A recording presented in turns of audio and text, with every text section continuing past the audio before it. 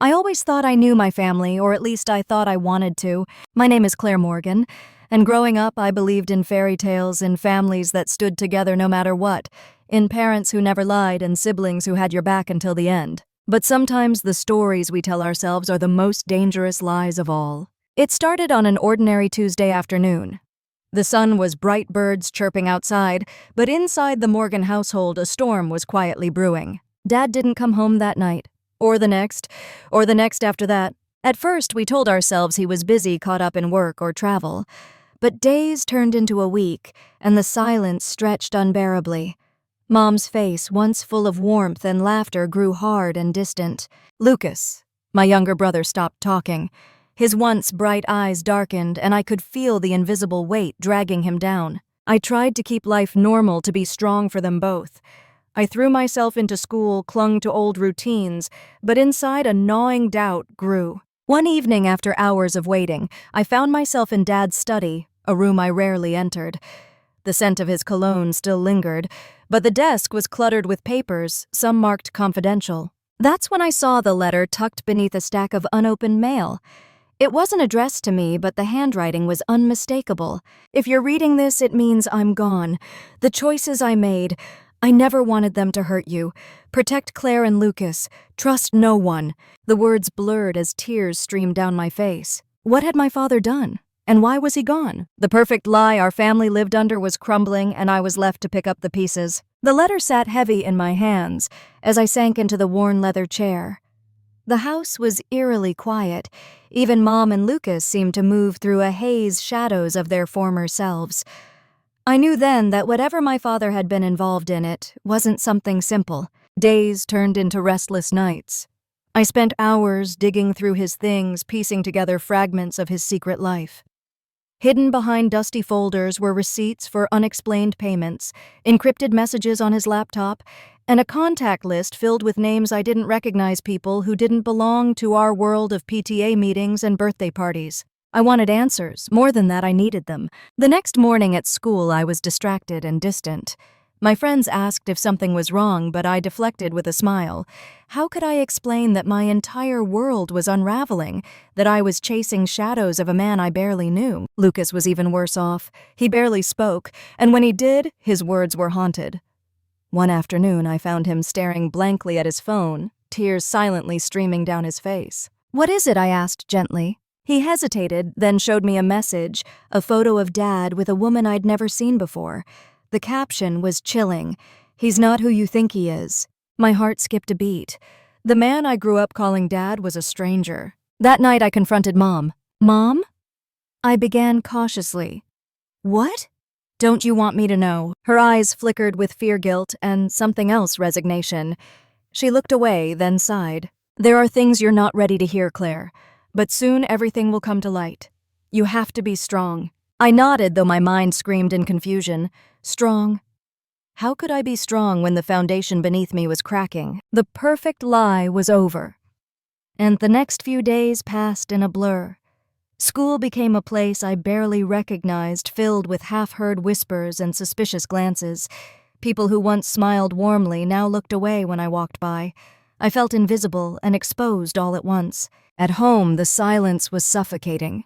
Mom retreated deeper into herself, her eyes avoiding mine like she was hiding from the truth she couldn't share. Danny stayed locked in his room, his presence felt only in the empty spaces he left behind. I couldn't stand it. One evening, I found myself standing outside Dad's old office building, the place he had gone every day for years. The windows reflected the city lights, but inside I imagined secrets lurking in the shadows. I forced the door open. The stale air inside was thick with dust and forgotten memories. Papers were strewn about, and I found a small notebook, leather-bound, worn at the edges. I flipped through it, discovering coded entries, names, and dates. It was like deciphering a puzzle with pieces missing. One name caught my eye, Michael Steele. I didn't know who he was, but something told me he was important. A quick search on my phone revealed he was a businessman with a questionable reputation, rumored ties to organized crime. Fear prickled at the back of my neck. Had Dad been involved with people like him? My phone buzzed a message from an unknown number. "Stop digging or you'll regret it." My breath caught. This wasn't just about family secrets anymore. It was dangerous. I was in too deep. but turning back was no longer an option. Truth, however, dark was waiting. The warning haunted me long after the message blinked off my screen. Who was watching? Who wanted me to stop uncovering the truth? Sleep became a stranger. Every creak of the house, every shadow in the corner of my eye set my nerves on edge. But the fire inside me burned brighter than my fear. I confided in Marcus, my best friend since childhood. He'd always been my rock steady and unwavering. "You have to be careful, Claire," he warned, voice low and serious. "This isn't just family drama anymore. You're poking a hornet's nest." "I can't stop," I said firmly. "Not now, not after everything I've learned." Together, we started planning how to dig deeper without getting caught. I realized I wasn't alone. Marcus was willing to stand beside me no matter the risks. Days later, I found another clue hidden inside Dad's safe, a flash drive labeled only with a date. I plugged it into my laptop, heart pounding. Encrypted files, videos, and documents flooded the screen, evidence of deals, threats, and people who had vanished without a trace. One video caught my eye, a heated argument between Dad and a man whose face was blurred, but voice unmistakably cold and commanding. "This ends now," the man said. "Your family's loyalty means nothing." Dad's voice cracked. "You promised it would be different." The video ended abruptly, leaving me with more questions than answers. The perfect lie was gone. What remained was a nightmare I had to face head-on. The weight of the flash drive in my hand felt like a ticking bomb full of secrets that could destroy everything. I knew that what I had uncovered was only the beginning of a far darker story. I sat back, eyes fixed on the flickering screen, heart pounding with a mixture of fear and determination. This was no longer about just understanding my father's disappearance. It was about survival, justice, and uncovering a truth that some would kill to protect. The night stretched on as I pored over the files, piecing together fragments of conversations, financial transactions, and hidden alliances. Each revelation was like a crack in the foundation of my family's perfect image. I thought of Mom, the quiet woman hiding behind a mask of composure. Of Lucas, my brother, caught between fear and confusion. And of Dad, the man I once idolized, now a stranger in a web of lies. Tears pricked my eyes, but I wiped them away. There was no room for weakness now. I made a silent vow to uncover the whole truth, no matter the cost. Because sometimes the only way to find light is to step through the darkness. The days following my discovery felt like walking through a haze. Every moment was heavy with questions, every shadow a reminder of the secrets lurking just beneath the surface of my family's life. I tried to keep a normal facade at school, smiles, jokes, the usual routine, but inside I was unraveling. The more I dug, the more the world I thought I knew crumbled. My friends noticed the change. Sarah, my closest confidant, cornered me one afternoon after class. "Claire, you've been so distant lately.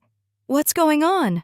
she asked, her brow furrowed with concern. I hesitated, wanting to share, but afraid of dragging her into the mess. "It's family stuff," I finally said, voice barely above a whisper. "I'm just dealing with some things." She nodded but didn't press.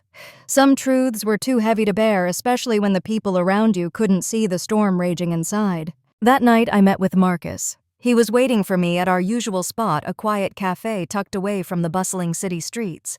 "We need a plan," I said, sliding the flash drive across the table. "This isn't just about Dad anymore, it's bigger, darker." Marcus leaned in, eyes serious. "I'm with you, Claire, but we have to be smart. They won't just sit back and watch." We began mapping out the tangled web of lies and betrayal, who to trust, who to watch, and where to strike first. But every ally seemed like a potential enemy, every secret a ticking time bomb. The deeper we went, the more I realized the truth wasn't just dangerous, it was deadly. The weeks that followed were a whirlwind of covert meetings and whispered conversations. Marcus and I operated in the shadows, careful to avoid the eyes and ears that might be watching. Every phone call was made from burner phones, every message encrypted. Trust was a luxury we could no longer afford. One evening, Marcus brought me a folder filled with documents he had managed to obtain, emails between my father and a mysterious figure named Reynolds. The correspondence was cryptic, but it hinted at dangerous dealings and a growing threat that might have led to my father's disappearance. "We need to find Reynolds," Marcus said firmly. "He might be the key to unraveling this whole mess." But tracking down a ghost like Reynolds was easier said than done. Our search took us through the underbelly of the city, abandoned warehouses, late-night bars, and back-alley meetings where shadows held more secrets than words. As the days stretched on, the pressure mounted. I felt eyes on me everywhere, in school hallways, at home, even in places I once thought safe. The warning I'd received before was no idle threat. One night, as I walked home alone, I noticed a black car slowly following me. My heart raced and I quickened my pace. When I finally reached my front door, the car sped away. I knew then I was in danger.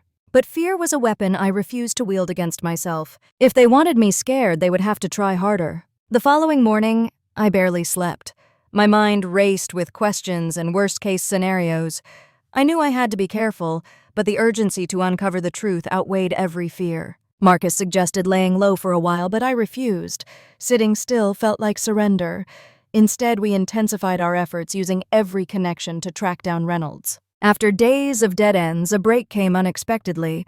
A trusted informant tipped us off about a meeting scheduled in a rundown motel on the outskirts of the city. We decided to take the risk. Under the cover of darkness, Marcus and I drove to the location, hearts pounding.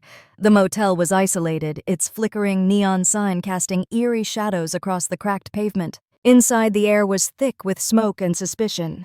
We waited in a dimly lit room, tense and alert. Then he appeared. Reynolds was nothing like I expected, old or weary, but with eyes that held a sharpness that demanded respect. "You're digging in dangerous places, Claire," he said quietly.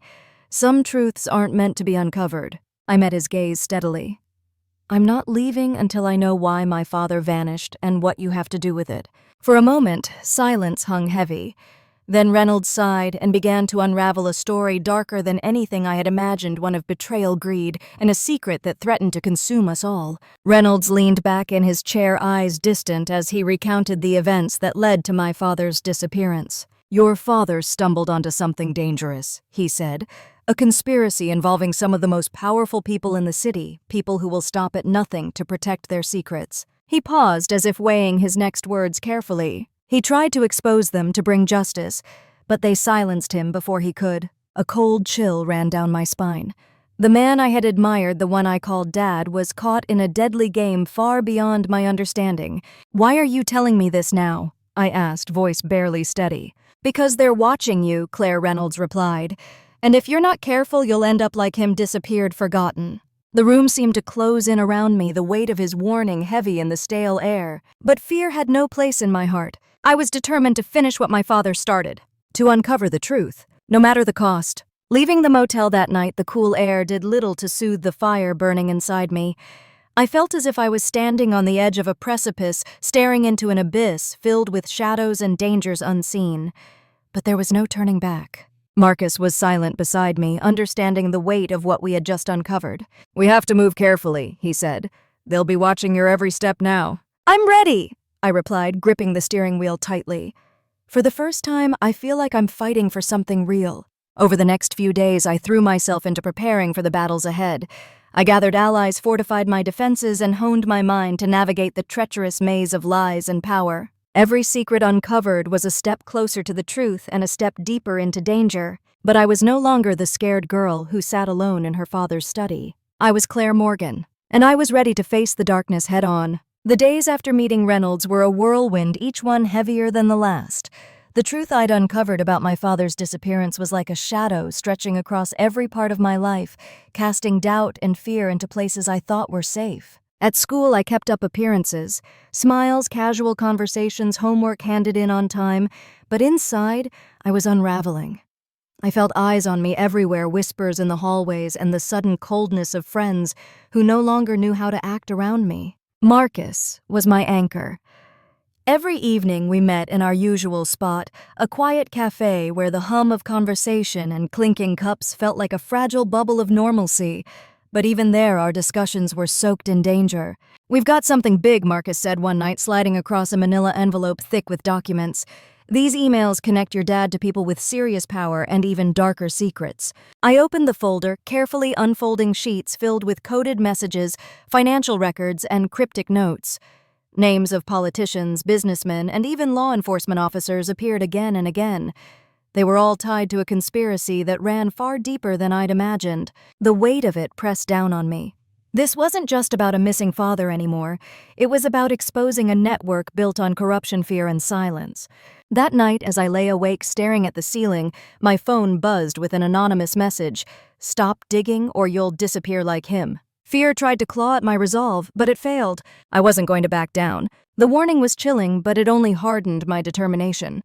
Fear was a tool they used to control people, and I refused to be controlled. Marcus and I began to dig deeper, cautiously, navigating the maze of corruption and lies. Each new piece of evidence was a puzzle piece that brought the full picture into focus, a picture more disturbing than I had feared. One evening, Marcus received a tip from an anonymous source about a secret meeting between some of the people involved. The location was a secluded mansion on the outskirts of the city, guarded and hidden from prying eyes. We knew attending was risky, but it was an opportunity we couldn't ignore. Disguised and cautious, we made our way to the mansion. From the shadows we watched as influential figures arrived, their faces masked by the night and secrecy. The meeting was tense, filled with hushed voices and veiled threats.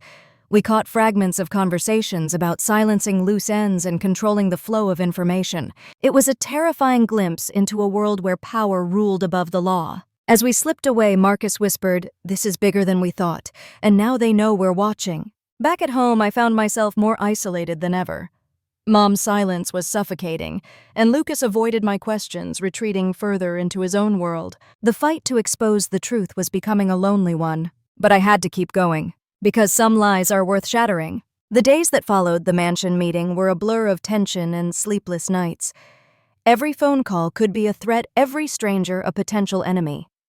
Yet despite the fear, there was a growing fire within me, a fierce resolve that pushed me forward. I started documenting everything meticulously, every clue, every conversation, every shadowy figure that crossed my path.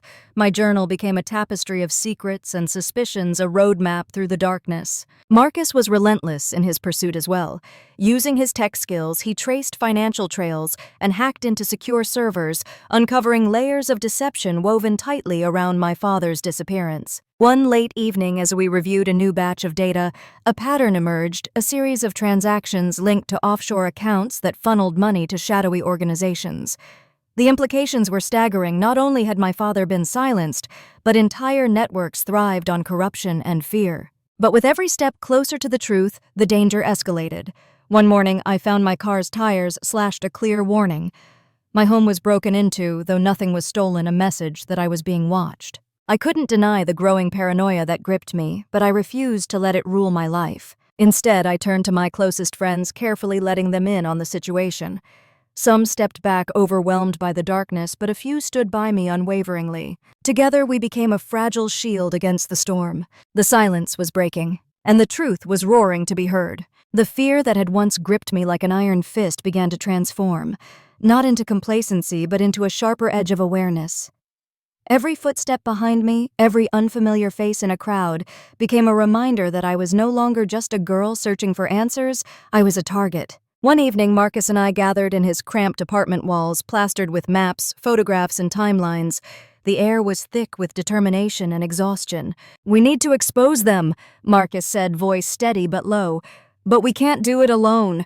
I nodded. "We need allies, people who can help us shine a light on the darkness." The question was, who could we trust? I reached out cautiously, tapping into old contacts, journalists hungry for truth, and even former insiders from the city's underworld. The response was slow but hopeful. Meanwhile, my family remained a fractured mirror of the past. Mom's health deteriorated under the weight of secrets and regrets, while Lucas drifted further away, lost in his own battles. One night, as I sat by Mom's bedside, she took my hand, her voice barely a whisper. "Be careful, Claire. Some truths come at a price." I swallowed hard, knowing that price might be more than I was willing to pay. But I couldn't turn back now. The silence was breaking, and soon so would the walls that hid the truth. The next morning dawned cold and gray, mirroring the storm swirling inside me. I stood by the window, watching as the city slowly awakened, unaware of the silent battle being waged in its shadows. Marcus entered, holding a folder thick with new documents. "We've got a lead, something that could change everything." My heart pounded as I opened the folder. Inside were photographs, recorded conversations, and financial records connecting high-ranking officials to a criminal syndicate operating under the guise of legitimacy. "This is bigger than we imagined," I whispered, "and more dangerous." We knew that releasing this information would put a target on our backs, but the truth had to come out. With every step, I felt the weight of responsibility not just for my family, but for all the innocent people caught in this web of corruption. As I prepared to face whatever came next, I realized something profound. Breaking the silence was not just an act of courage, it was a declaration of war. And I was ready to fight. The release of the documents was a spark that set the city ablaze. Headlines exploded: overnight corruption scandals, secret meetings, and a web of deceit that reached into the highest corridors of power. For a moment, it felt like the truth was unstoppable. But the shadows didn't just retreat. They regrouped, striking back with a fury that caught many off guard. Threatening calls came late at night. Strange cars trailed me home. Anonymous messages warned me to stop, to disappear. Yet, amidst the chaos, I found unexpected allies: journalists, hungry for justice activists, ready to rally, and even some within the system who believed in change. Marcus and I became the reluctant leaders of a growing resistance. Every day was a delicate balance between progress and survival. At home, the pressure mounted. Mom's health worsened, weighed down by guilt and fear. Lucas pushed me away, battling his own demons in silence. One cold evening, as I sat alone on the balcony, a shadowy figure appeared at the edge of the garden. I felt the cold grip of fear, but also a fierce surge of determination. The battle had only just begun. The figure stepped closer, revealing a man whose face was etched with weariness and urgency. His eyes darted nervously as he scanned the surroundings before finally settling on me. "I'm sorry to approach you like this, Claire," he whispered, voice low but clear. "But you're in danger more than you realize." I studied him carefully, searching for any sign of deceit, but found only sincerity. "Who are you?" I asked cautiously. "My name is Elias," he said. "I used to work with your father. I know more about what happened than anyone else alive, and I want to help." Hope flickered inside me, but so did doubt. Trust was a luxury I couldn't afford. "Why come to me now?" I pressed. "Because the people who took your father are still watching. They're planning something, and you're caught right in the middle." The weight of his words settled heavily. This wasn't just a fight for truth anymore, it was a fight for survival. Together we began to piece together the next moves of those lurking in the shadows. Elias's insider knowledge was invaluable, but it also painted a terrifying picture of the power and reach of my enemies. The stakes had never been higher, and the path ahead was more dangerous than ever. Elias's presence was like a lifeline thrown into the storm. His knowledge of the inner workings of my father's world was both a beacon and a warning. The more we uncovered, the clearer it became those who had taken my father would stop at nothing to protect their secrets. We spent long nights poring over files, following leads that twisted through the city's darkest corners. Each revelation brought new threats: mysterious figures lurking near my home, encrypted messages hinting at plans to silence me forever. Despite the danger, I felt a surge of determination. The fear that had once gripped me was replaced by a fierce resolve. This was no longer just a quest for answers, it was a battle to reclaim my life and expose the truth. Marcus worked tirelessly, coordinating with trusted allies and security experts to keep me safe. But even with precautions, the tension was palpable. One evening, after a late meeting, I found my apartment door ajar. Heart pounding, I stepped inside cautiously. The place was ransacked, drawers pulled open, papers scattered, my laptop missing. It was a message: I wasn't just being watched, I was being hunted. But I refused to be silenced. The shadows were rising, but so was I. The aftermath of the break-in left me shaken but not broken. Every overturned drawer, every missing file was a stark reminder of the stakes. They wanted me to back down, to retreat into silence and fear. But that wasn't who I was. Marcus and Elias tightened security around me. Cameras were installed, alarms set, trusted friends kept watch. Yet the paranoia was relentless. Every unexpected sound, every flicker of movement sent my heart racing. Amidst the chaos, I struggled with moments of doubt. Could I really bring down such a powerful network? Was I risking too much for what? For a truth that might never fully heal the wounds left behind. One quiet night, sitting alone on my balcony, I received a call from Mom. Her voice was fragile, layered with sorrow. "Claire," she said softly, "I'm scared. For you, for us." "I know, Mom," I whispered. "But I have to do this. For Dad. For all of us." She sighed, the sound heavy with years of silence. "Just promise me you'll be careful." I promised, though I wasn't sure how. The fight wasn't just external, it was a battle within. Between fear and courage, doubt and hope. And as the shadows rose around me, I found a light deep inside a fierce, unyielding flame that refused to be extinguished. The days that followed were a whirlwind of preparations and tense anticipation. Every step I took was measured, every interaction laced with caution.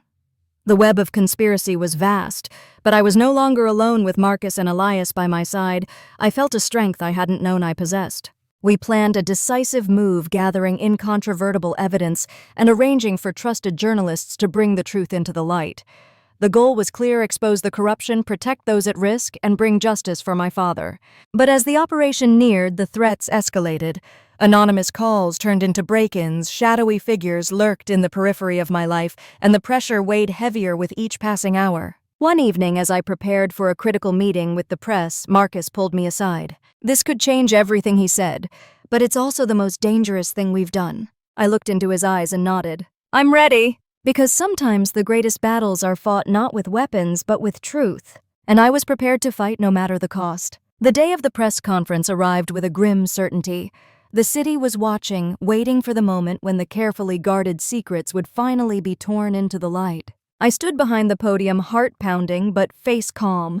Cameras flashed, microphones thrust forward, and the room buzzed with anticipation. With a deep breath, I began. The evidence we presented was damning: financial records, testimonies, recordings painting a portrait of corruption so deep it shocked even the most jaded. The revelations rocked the city, triggering investigations and arrests. Headlines screamed of betrayals and cover-ups, and my father's name was finally cleared of rumors that had haunted him. But victory came with a cost. The backlash was immediate and fierce. Threats escalated, my family became targets, and my every move was scrutinized. Friends I once trusted turned away, afraid to be associated with the scandal. And even as justice seemed within reach, the scars of betrayal ran deep. Yet standing amid the chaos, I felt a fierce pride. I had broken the silence. I had told the truth, and I was ready for whatever came next. The fallout was immediate and unforgiving. The press conference had ignited a firestorm that swept through every corner of the city. Investigations launched, arrests followed, but so did fear and retaliation. My phone never stopped ringing, calls filled with threats, warnings cloaked in menace. Anonymous messages littered my inbox, each one a reminder that those who wanted the truth buried were still powerful and dangerous. At home, the atmosphere was tense and fragile. Mom's health continued to decline under the weight of stress and guilt. Lucas remained distant, haunted by the chaos that had upended our lives. Despite the growing dangers, I refused to retreat. If anything, the resistance only fueled my determination.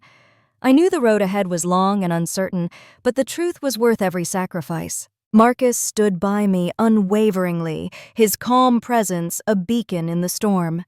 Together, we coordinated with law enforcement and advocacy groups, working tirelessly to protect those endangered by the exposed corruption. One night, as I sat reviewing new evidence, a knock came at the door. Heart racing, I opened it to find a woman I had never met, a witness who held the final piece of the puzzle. Her testimony promised to bring down the remaining shadows and close the chapter on a dark legacy. But the price of truth was far from over. The woman introduced herself as Rachel, a former insider who had risked everything to come forward. Her eyes held the kind of fear and resolve that only those who've seen the darkest corners of power possessed. "I have information," she said quietly. "Proof of everything: the deals, the threats, the cover-ups." Her testimony was a bombshell. It painted a vivid picture of the corruption that had swallowed not just my father's world, but the city itself. But bringing Rachel into the light came with risks. Threats against her escalated immediately, forcing her into hiding under the protection of law enforcement. As I watched her disappear into the night, I realized how fragile our victory truly was. The city's shadows were deep, and the battle for truth was far from over. At the same time, the personal toll was growing heavier. I found myself drifting from those I loved, caught in a web of secrets and fear. One evening, alone in my room, I stared at a family photo, a reminder of what had been lost. Tears fell silently. I was fighting not just for justice, but for the family I hoped could one day heal. The days blurred together as Rachel's testimony became the cornerstone of a growing investigation. Headlines screamed of impending arrests and looming trials, while the city's elite scrambled to protect their secrets. But the cost was personal. My family was unraveling under the strain. My mother's health worsened, and Lucas's silence grew heavier. I felt the distance widening between us, a gulf carved by fear and mistrust. One night as I returned home late, I found a note slipped under my door. "Stop now or lose everything." The threat was clear and chilling. Yet I refused to be intimidated. Instead, I doubled down. With Marcus's support, I organized a public rally speaking out about corruption, fear, and the power of truth. The turnout was larger than we expected, a crowd of voices demanding justice and change. The momentum shifted, but so did the danger. One evening, an explosion rocked a nearby building, a violent warning to those who dared expose the city's darkest secrets. I stood on the edge of a precipice, knowing that every step forward could be my last. The city was no longer just watching, it was reacting. The rally I'd helped organize ignited a spark, a firestorm of demands for justice and change. People who had long lived in fear found courage in numbers. But with the spotlight came backlash. Threats escalated from whispers to violence. The explosion near the courthouse was a brutal reminder exposing corruption wasn't just risky, it was deadly. At home, the cracks grew wider. Mom's fragile health worsened, and Lucas distanced himself even further. I found myself caught between fighting the battle outside and trying to hold together the fragments of my family. Marcus was a steady hand reminding me that I wasn't alone.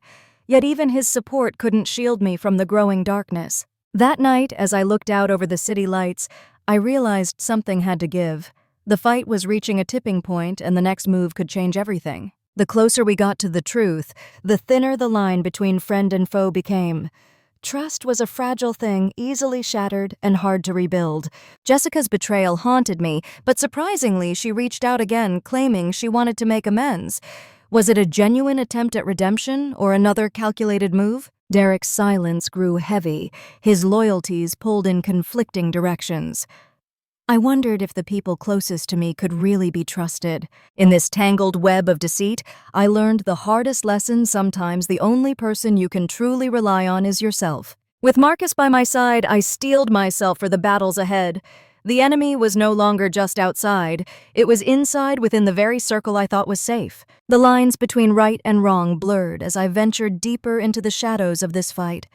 Sometimes, to protect what mattered, I had to make choices I never imagined: betrayals, lies, and alliances with enemies. Victor's offer lingered in my mind, a dangerous gamble that could either save me or destroy everything. In a world where loyalty was currency, I found myself crossing lines I swore I never would. Every step forward was a risk, but the stakes were too high to hesitate. The question was no longer who to trust, but how far I was willing to go. The alliance with Victor was fragile, like walking on a blade's edge. His secrets were as dangerous as our enemies, but his knowledge was invaluable. Together, we uncovered the final threads connecting Damien's empire to the city's most powerful figures. The deeper we dug, the more treacherous the path became. Threats escalated into violent attacks, a warning that the shadows we chased could reach into our very lives. Trust was a rare commodity, betrayal lurked in every corner. But with each revelation I grew stronger, more determined to bring the truth to light. The final confrontation was looming. The night was heavy with anticipation as I stood face to face with Damien, the man whose betrayal had shattered my world. His eyes were cold, but behind them I glimpsed the fear he tried to hide. "This ends tonight," I said, voice steady despite the storm inside. Words gave way to action, a fierce battle not just of strength, but of wills and truths. In that moment, years of pain, anger, and betrayal collided. But as dawn broke, so did the illusion of power Damien once held. Justice wasn't just a concept, it was a reckoning. And I was ready. The dawn brought silence, a stark contrast to the chaos of the night before. Damien's empire lay in ruins, and with his downfall came a mixture of relief and sorrow. Families fractured, alliances shattered, and scars remained. At home, the air was heavy with unspoken words. Mom's eyes, once filled with fear, now held a fragile hope. Lucas slowly began to open up, his silence breaking like a thaw after a long winter. I found myself standing at a crossroads between the past's shadows and a future I had to build. Healing wouldn't be easy. Forgiveness was a journey, not a destination. But in the quiet moments, I realized that even broken families could find their way back. Because sometimes the greatest strength lies in letting go. Life after the storm was fragile but hopeful. Each day brought new challenges, awkward conversations, tentative apologies, and small steps toward rebuilding trust. Mom began therapy, confronting the pain she had long buried. Lucas found solace in art, expressing what words couldn't capture. I dedicated myself to advocacy, speaking out about corruption and the cost of silence. My voice grew stronger, fueled by the scars of my past and the hope for a better future. Derek re-entered my life, offering friendship and support without pressure or expectation. Slowly, we navigated the complicated dance of healing together. I learned that healing wasn't forgetting, it was embracing the scars, learning from them, and choosing to move forward. And as I stood on the cusp of a new beginning, I knew the future was mine to shape. The sun rose on a world forever changed. What was once broken now held the promise of renewal. Our family, battered but resilient, took tentative steps toward forgiveness. The wounds of betrayal remained, but they no longer defined us. I stood at the edge of a new chapter, one where truth, love, and hope guided my way. The battles had been fierce, the price high, but through it all I found strength I never knew I had. Because sometimes the darkest nights lead to the brightest dawns. And this was mine.